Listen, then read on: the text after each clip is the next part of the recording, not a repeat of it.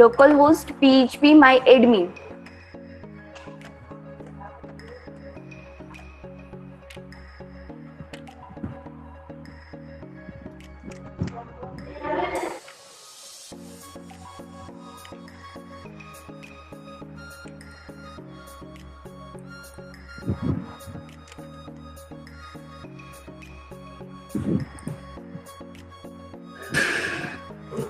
હવે આની અંદર એક ડેટાબેઝ બનાવી નાખું, ન્યૂ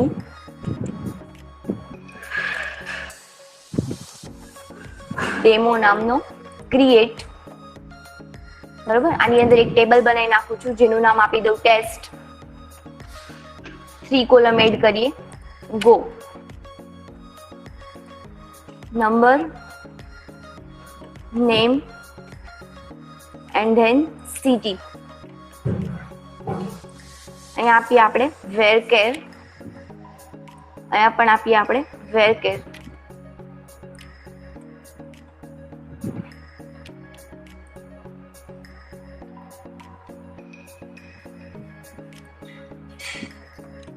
નંબર, નેમ અને સિટી. બરોબર, ડેમો નામના ડેટાબેઝની અંદર ટેસ્ટ નામનું ટેબલ ક્રિએટ કરીએ છીએ અને સેવ. બરોબર, તો આ બ્લેન્ક ટેબલ મેં ક્રિએટ કર્યું. હવે આપણે ડેટાબેઝથી સ્ટાર્ટ કરીએ તો પહેલું વહેલું હવે આની યારે કનેક્ટિવિટી કરવી પડશે ને ડેટાબેઝની આપણે. તો આપણું ફોલ્ડરનું નામ શું છે? લારા બ્લોગ. એની અંદર આપણે પહેલા પીએચપીમાં ટેબલ બનાવી લીધું. હવે કન્ફિગ્યુર કરવાની, આપણી ડેટાબેઝની ફાઇલને શું કરવાની છે? કન્ફિગ્યુર કરવાની છે. તો એના માટે અહીંયા કન્ફિગ નામનું ફોલ્ડર હશે.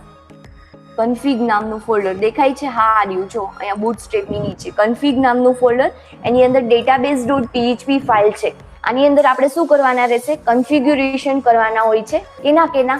તો કે મારે અહીંયા આપવું પડશે MySQL હારે કનેક્ટિવિટી કરવી છે એટલે MySQL, એનું URL, હોસ્ટ, ડેટાબેઝ નેમ આ બધું આપવું પડશે. યુઝર નેમ, પાસવર્ડ, પછી આપણે કન્ફિગ્યુર કરી શકશું. એટલે અહીંયા આપણે ડેટાબેઝનું નેમ, સર્વર નેમ આ બધું આપવું પડશે. પણ આ બધું ઈ ક્યાંથી લે છે?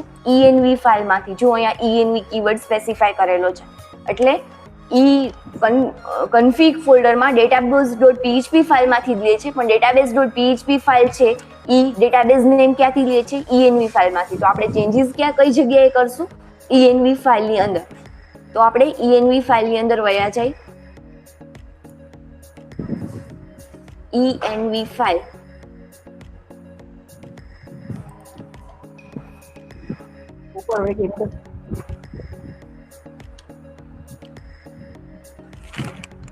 env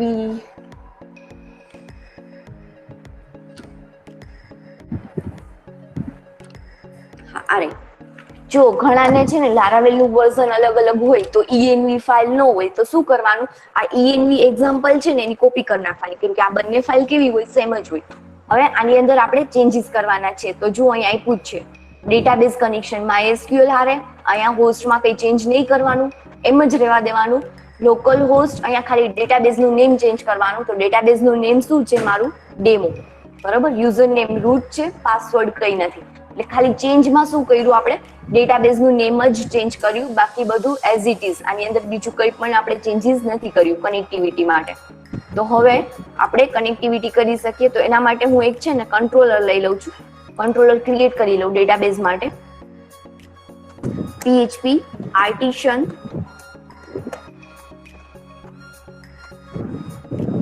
મેક controller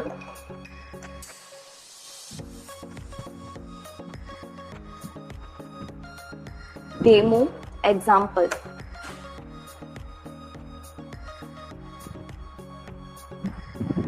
બરોબર, ડેમો એક્ઝામ્પલ કંટ્રોલર છે અહીંયા ક્રિએટ થઈ ગયું છે. જો કંટ્રોલર ની અંદર હવે આની અંદર આપણે કનેક્ટિવિટી કરશું. તો અહીંયા આપણે છે ને કન્ફિગ્યુર ક્યાંથી કરવાની ફાઇલ ખબર પડી ગઈ ને? ખાલી ડેટાબેઝનું નેમ જ આપવાનું રહેશે. જો પાસવર્ડ હોય તો એ આપવાનો રહેશે. તો એ કન્ફિગ્યુરેશન ક્યાંથી કરીએ છીએ આપણે? config.database.php માંથી. પણ database.php છે એના ડેટા લે છે env ફાઇલમાંથી. તો એની અંદર જસ્ટ આપણે આ બધું એમનેમ રહેવા દેવાનું, કેમ કે આ લોકો લારાવેલે આપ્યું જ છે કે કનેક્શન MySQL સાથે છે, હોસ્ટ આ બધું આપ્યું છે. લોકલ હોસ્ટનું address, root, user name root છે. આપણે જસ્ટ ચેન્જ કરીએ છીએ ડેટાબેઝ નેમ જે છે ડેમો. હવે આપણે કંટ્રોલર જે આપણું ક્રિએટ કરી લીધું છે ડેમો EX એની અંદર વયા જાય.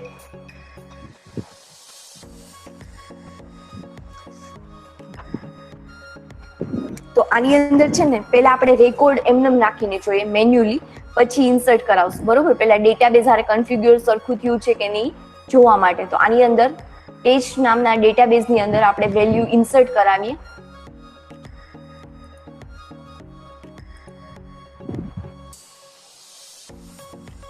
અત્યારે કઈ છે નહીં. બરોબર, તો આની અંદર વેલ્યુ ઇન્સર્ટ કરાવવા માટે આપણે જશું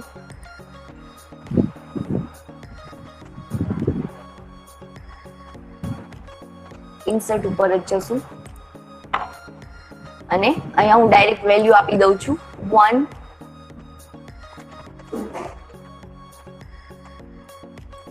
એક વેલ્યુ ઇન્સર્ટ થઈ ગઈ. હવે ફરી પાછી એવી રીતે સેકન્ડ વેલ્યુ ઇન્સર્ટ કરાવું છું.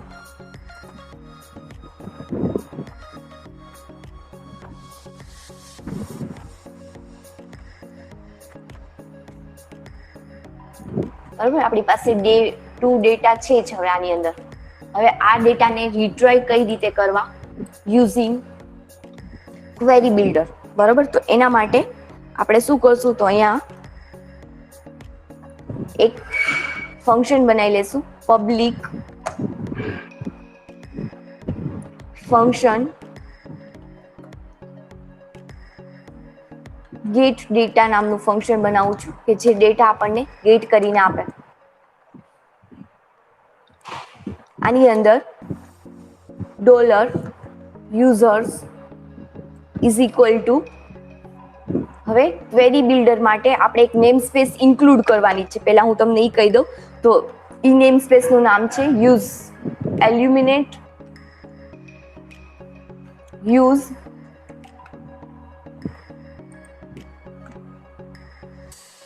બરોબર. હવે આની અંદર બધી નેમ સ્પેસ ક્યાંથી આવે છે? ઇલ્યુમિનેટ માંથી. અને આની અંદર સપોર્ટ નામનો ક્લાસ છે કે જે આપણને ડેટાબેઝ ક્વેરી બિલ્ડર છે એ સપોર્ટ કરે છે. એની અંદર ફેસાર્ડ, આના વિશે આપણે હમણાં ડીપમાં એક ટોપિક આવે છે. અને એની અંદર કયો ક્લાસ છે? ડીબી. બરોબર, જો આ નેમ સ્પેસ ઇન્ક્લુડ કરેલી હશે તો જ તમે ક્વેરી બિલ્ડરનો યુઝ કરી શકશો. બરોબર, તો હવે હું ક્વેરી બિલ્ડરનો યુઝ કરી શકીશ. ડીબી : સિલેક્ટ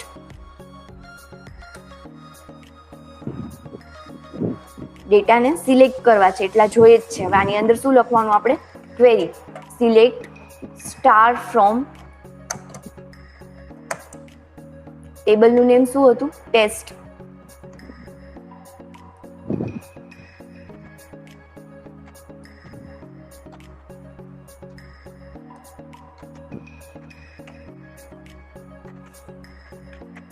તો હવે આ ફંક્શન જોઈએ ડેટા રિટ્રાઈવ થાય છે કે નહીં. તો એના માટે આપણે શું કરશું? web.php ફાઇલમાં રૂટ આપવું પડશે ને.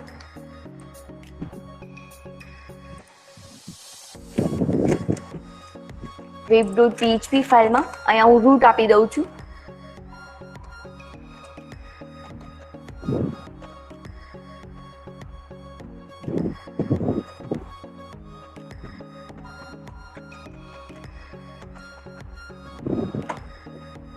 અને અહીંયા કંટ્રોલર અને એની મેથડ. કંટ્રોલરનું નામ શું છે?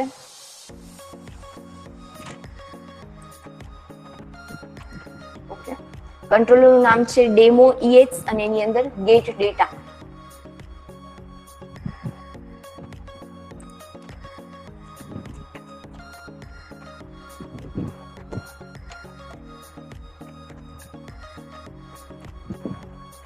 હવે જોઈએ આ રન કરીને થાય છે કે નહીં.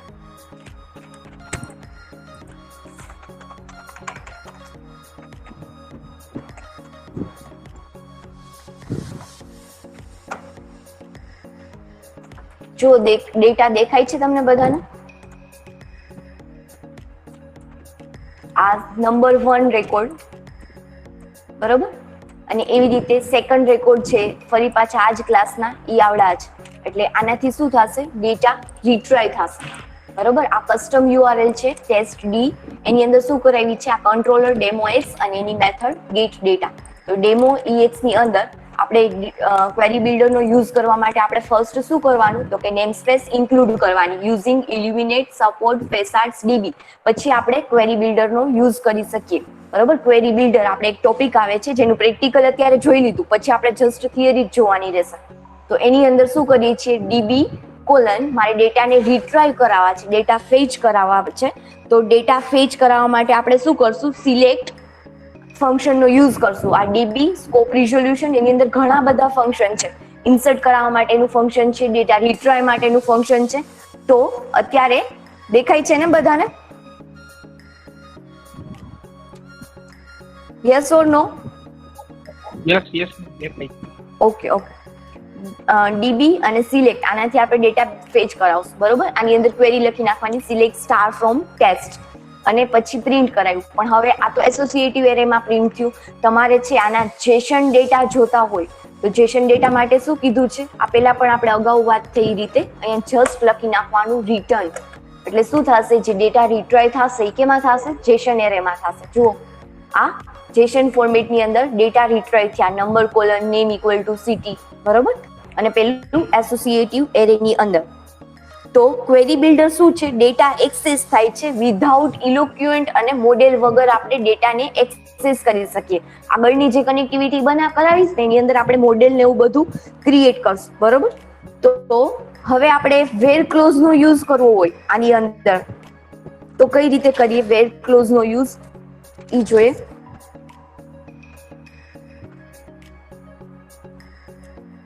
તો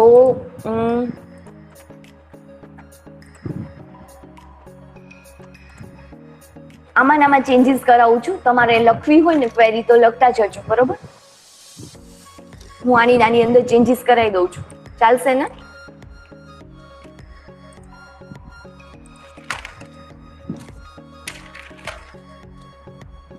તો અહીંયા ડીબી સિલેક્ટ ફંક્શનનો યુઝ કર્યો ને, એવી રીતે ગેટ ફંક્શન એ છે જે શું કરે છે, આપણને ડેટા રિટ્રાય કરીને આપે.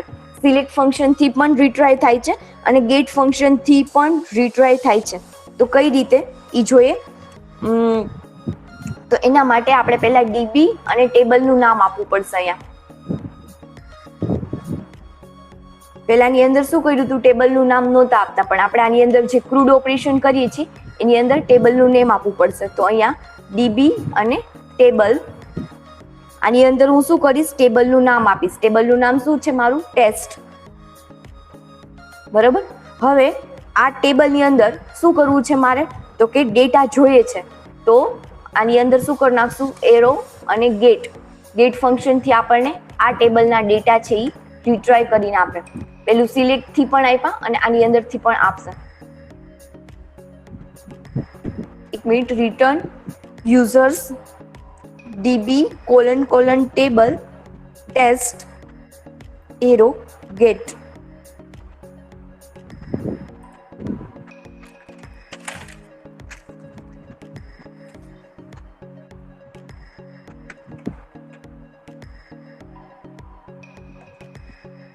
સેમિકોલન કરી છે. એક minute. Unexpected end of file બતાવે છે એટલે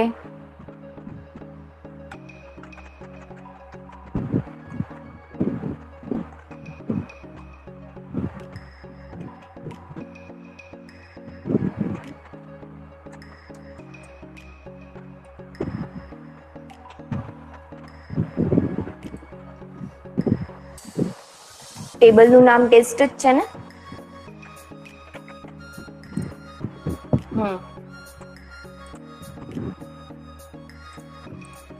ડીબી ટેબલ ટેસ્ટ અને ગેટ. આવી ગયા. ખબર નહીં શું પ્રોબ્લેમ હતી. કઈ જો આ જેસન ફોર્મેટમાં આવ્યા છે, તમારે એરેમાં જોતા હોય તો શું કરાવશો, આ યુઝર્સને પ્રિન્ટ અંડરસ્કોર આર ની અંદર ડિસ્પ્લે કરાવશો. ત્યારે હું તમને જેસનમાં જસ્ટ પ્રિન્ટ કરાવીને બતાવું છું. તો આ રીતે ગેટ કરી શકો. હવે તમારે આની અંદર વેરની કન્ડિશન આપવી હોય તો પેલું સિલેક્ટ ની અંદર તો વેરની કન્ડિશન આપી જ શકો, સિલેક્ટ સ્ટાર ફ્રોમ. આપણે લખ્યું હતું ને સિલેક્ટ ફંક્શન થ્રુ, તો એની અંદર તમે સિલેક્ટની કન્ડિશન આપી શકો, સિલેક્ટ સ્ટાર ફ્રોમ ટેસ્ટ વેર કરીને. પણ આની અંદર વેરની કન્ડિશન આપવી હોય તો કઈ રીતે આપશું? તો એને આ રીતે આપશું.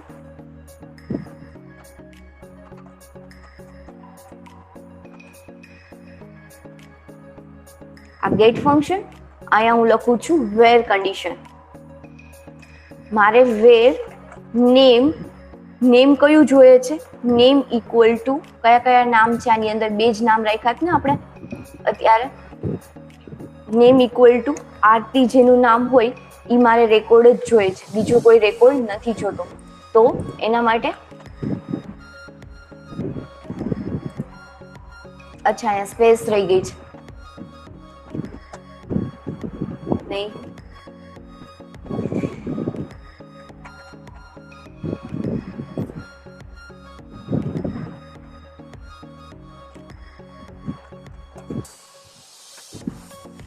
મેડમ સેમીકોલન બનેલું છે. અચ્છા 2 સેમીકોલન થઈ ગયા છે.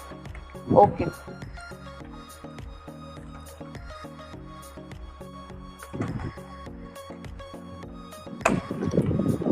જો આરતી નામનો જ રેકોર્ડ આપ્યો, એવી રીતે તમારે સીટી જોતું હોય તો અહીંયા સીટી કરી અને વેર ક્લોઝ આપી શકો. બરોબર.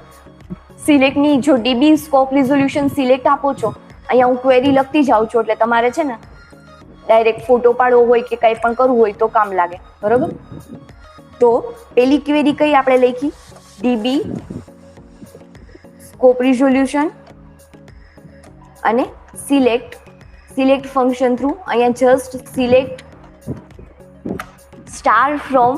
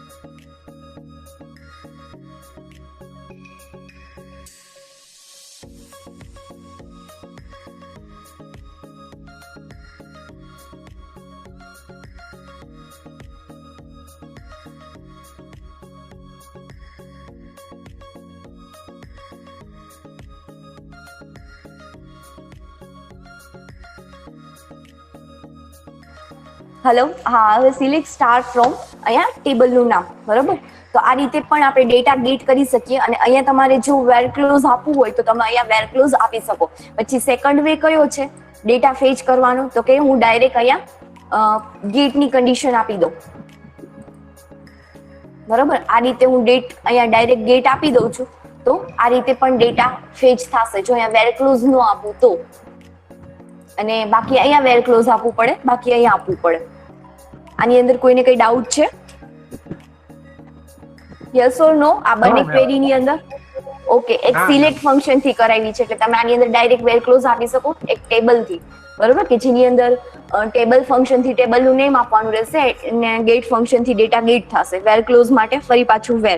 એવી રીતે તમારે જો ફાઇન્ડ કરવો છે કોઈ પણ રેકોર્ડ છે, આની અંદર ફાઇન્ડ કરવો છે કે આવડો આ રેકોર્ડ છે કે નહીં, તો એના માટે શું કરવું પડે ખબર છે? ફાઇન્ડ, અને જો મેં નંબર નથી આપેલા ને, પાછું આપેલા છે, ચલો તો આની અંદર એક ટ્રાય કરીએ. ડીબી ટેબલ અને અહીંયા હું લખી નાખું છું ફાઇન્ડ.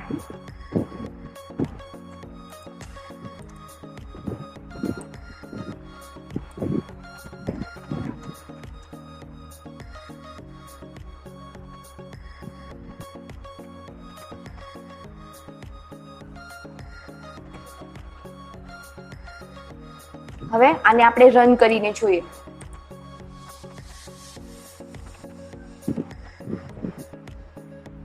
અચ્છા, આઈડી નામની કોલમ એને ફાઉન્ડ નથી થતી. હા બોલો ને. તો એ તો ખબર પડવી જોઈએ ને. ઉપર આપણે કેમ નંબર ને એવું નાખવો પડે, નંબર ઇક્વલ ટુ 2 નેમ. ના ના, આની અંદર નથી નાખવાનું. આની અંદર જસ્ટ આઈડી લીધેલું હોય ને, કોલમનું નેમ આઈડી લીધેલું હોય. મારી પાસે અત્યારે કોલમ નેમ આઈડી નથી, મેં નંબર નેમ અને સિટી નામની કોલમ લીધેલી છે. જુઓ, બાકી તમે આઈડી લીધેલું હોય અને એ ઓટો ઇન્ક્રીમેન્ટ હોય, તમે પ્રોજેક્ટ કરાવશો તો એમાં આઈડી નામની કોલમ લીધેલી જ હશે, તો એ ઓટોમેટિકલી આઈડી જ ફાઇન્ડ કરશે. લારાવેલની અંદર આ ફેસિલિટી છે કે ફાઇન્ડ ફંક્શન છે, એ આઈડી ની કોલમ જ ફાઇન્ડ કરીને આપે છે.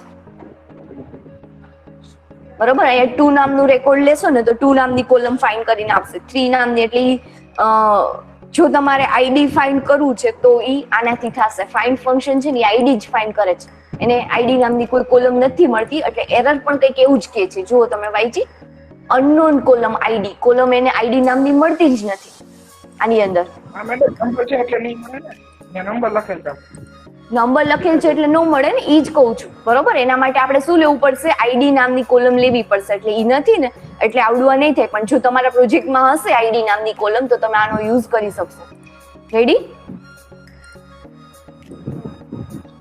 બરોબર, એટલે આ ફાઇન્ડ ફંક્શન છે, જો તમારે આઈડી ફાઇન્ડ કરવું હોય કંઈ પણ તો યુઝમાં આવે છે. પછી નેક્સ્ટ ફંક્શન કહું તમને. નેક્સ્ટ ફંક્શન શું કરે છે? નંબર ઓફ રો ને કાઉન્ટ કરીને આપે છે. તમારે નંબર ઓફ રો કેટલી છે ટેબલમાં ઈ કાઉન્ટ કરવી છે, તો એના માટે અહીંયા જસ્ટ લેવાનું ખાલી કાઉન્ટ ફંક્શન. આ તો એમનેમ જ રાખવાનું, ડીબી કોલન ટેબલનું નેમ ટેસ્ટ. એની અંદર મારે શું કરવું છે? જસ્ટ ખાલી કાઉન્ટ કરવું છે કે નંબર ઓફ રો છે ઈ કેટલી છે. જુઓ 2 રો છે અત્યારે, એટલે મને 2 આઉટપુટ આપ્યું. બરોબર, જેટલી રો હશે એટલું મને નંબર ઓફ રો છે એ આની અંદર કાઉન્ટ કરીને આપશે. તો આ નંબર ઓફ રો માટે. પછી ઇન્સર્ટ કરાવવા છે ડેટા, મારે આની અંદર ઇન્સર્ટ કરાવવા છે. તો કેની અંદર કરાવવા છે? તો કે ડીબી ટેબલ અને અહીંયા ટેબલનું નેમ અને એની અંદર ઇન્સર્ટ ફંક્શનનો યુઝ કરાવવાનો, જો ઇન્સર્ટ કરાવવા હોય તો. બરોબર, ઇન્સર્ટ આ એનું ફંક્શન છે. હવે આની અંદર ઇન્સર્ટ કઈ રીતે કરાવવાના? તો કે એરેની અંદર. આની અંદર એરેની અંદર જ આપણે ઇન્સર્ટ કરાવવા પડે. તો એરે છે એ કેની અંદર લઈએ છીએ? સ્ક્વેર બ્રેકેટની અંદર.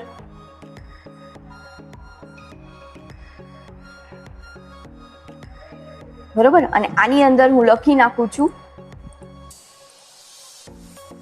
કઈ કઈ કોલમ છે મારી પાસે? નંબર, નેમ અને સિટી. બરોબર, તો આની અંદર હું લખીશ નંબર, પછી અહીંયા એરો કરી અને એની વેલ્યુ જે આપવી હોય ઈ. બરોબર, પછી એવી રીતે ફરી પાછું નેમ, અહીંયા વેલ્યુ, અને એવી રીતે ફરી પાછું સિટી, અને અહીંયા શું આવશે? એની વેલ્યુ. આ બધું આવશે સિંગલ કોટની અંદર. નંબરમાં ટ્રાય કરવી પડશે સિંગલ કોટ આવે છે કે નહીં, એટલે જોઈએ. એરર આવશે તો આપણે સિંગલ કોટ રાખી દેશું. ઓકે, 1 આવે ધેટ મીન્સ કે ડેટાબેઝમાં રેકોર્ડ ઇન્સર્ટ થઈ ગયા છે. મેં 2 વાર રિફ્રેશ કર્યું એટલે 2 રેકોર્ડ ઇન્સર્ટ કરેલા હોવા જોઈએ. જો એની વેલ્યુ 0 આવે ધેટ મીન્સ કે રેકોર્ડ ઇઝ નોટ ઇન્સર્ટેડ. બરોબર, હવે આપણે આને 1 અને 2 રેકોર્ડ છે, અત્યારે હું રિફ્રેશ કરીને જોઉં છું કે કેટલા રેકોર્ડ આવ્યા છે. જુઓ, 2 વાર રિફ્રેશ કર્યું એટલે એકને એક રેકોર્ડ કેટલી વાર આવ્યો? 2 વાર છે એ સિયા નામનો રેકોર્ડ છે એ ઇન્સર્ટ થયો છે. રેડી? તો આ ડેટાબેઝમાં ઇન્સર્ટ કરવા માટે હવે મારે અપડેટ કરવું છે કે જેનું નેમ સિયા છે એનું નંબર છે ને 3 થઈ જવો જોઈએ. બરોબર, સિટી કંઈક બીજું થઈ જવું જોઈએ. એવો રેકોર્ડ મારે અપડેટ કરવો છે. તો આ આપણે એમનેમ જ રાખશું, ડીબી કોલન. આ ઇન્સર્ટ નું પહેલા લખી નાખીએ.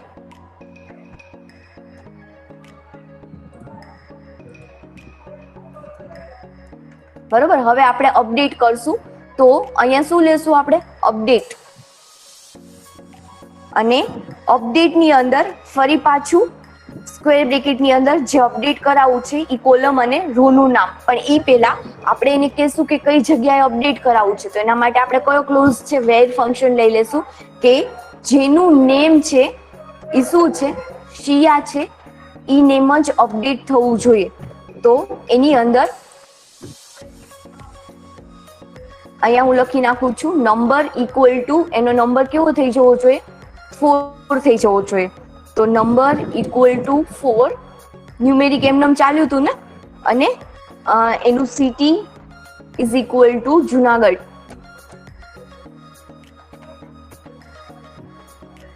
બરોબર, તો હવે આ રેકોર્ડ અપડેટ થાય છે કે નહીં? શિયા નામનો નંબર 4 અને સિટી જુનાગઢ થઈ જવું જોઈએ. તો એમાં પણ પેલું 1 આવશે આન્સર, જો સક્સેસફુલી અપડેટ થશે તો. ત્યારે કંઈક કર્લી બ્રેકેટની એરર છે, સેમિકોલન નથી કર્યું આપણે અહીંયા. જો રેકોર્ડ 2 સક્સેસફુલી અપડેટેડ થઈ ગયું હશે, જોઈએ. હા, સક્સેસફુલી અપડેટ થઈ ગયું છે. જો 0 આવશે તો સક્સેસફુલી અપડેટ નહીં થાય, બાકી કોઈ પણ ઇન્ટીજર વેલ્યુ આવશે અપડેટમાં. બરોબર, તો આ રીતે તમે અપડેટ ઓપરેશન પરફોર્મ કરાવી શકો છો. હવે એવી જ રીતે સેમ ટુ સેમ તમારે ડિલીટ કરવું હોય, ડિલીટનું ઓપરેશન પરફોર્મ કરવું હોય તો શું કરશું આપણે? આ લઈ ક્વેરી,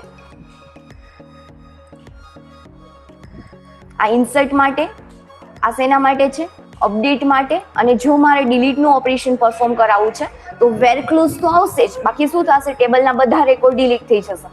તો અહીંયા મારે એને કેવું પડશે કે અપડેટ ઓપરેશનની, સોરી ડિલીટ, ડિલીટની અંદર શું ડિલીટ કરાવવું છે?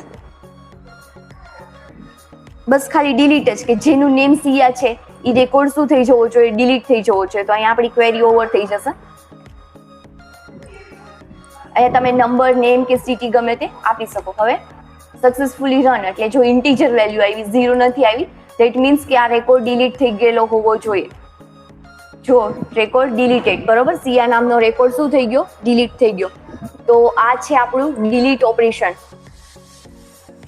બીજી કોઈ પણ લેંગ્વેજ કરતા લારાવેલની અંદર તમને ઈઝી લાગશે ક્રૂડ ઓપરેશન ક્વેરી બિલ્ડરથી. બરોબર, તો આ શું થઈ ગયું? આપણું સક્સેસફુલી ડિલીટ થઈ ગયું. હવે એવી રીતે છે ને, આની અંદર આપણે જેમ SQL ની અંદર એગ્રીગેટ ફંક્શન હતા, એવી રીતે તમે આની અંદર પણ એગ્રીગેટ ફંક્શનનો યુઝ કરી શકો. એ કઈ રીતે? તો કે ટેબલ કોલન, અહીંયા મારે મેક્સિમમ વેલ્યુ જોઈએ છે તો હું અહીંયા મેક્સિમમ કરીને મેક્સ ફંક્શનનો યુઝ કરી શકું. કેના ઉપર જોઈએ છે? તો કે નંબર ઉપર. જે ઇન્ટીજર કોલમ છે એની મેક્સિમમ વેલ્યુ છે એ આપણને રિટર્ન કરશે.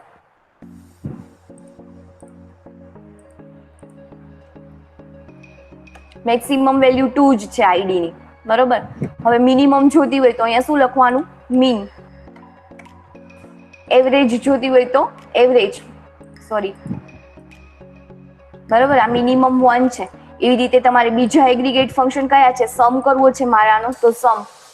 તો જે તમે SQL ની અંદર એગ્રીગેટ ફંક્શન છે એનો યુઝ કરી શકો. એટલે આ થઈ ગયું 3. બરોબર, તો આ છે આપણું ક્વેરી બિલ્ડર, જેની અંદર insert, update, delete, find, count અને આ એગ્રીગેટ ફંક્શનનો આ રીતે યુઝ થાય છે.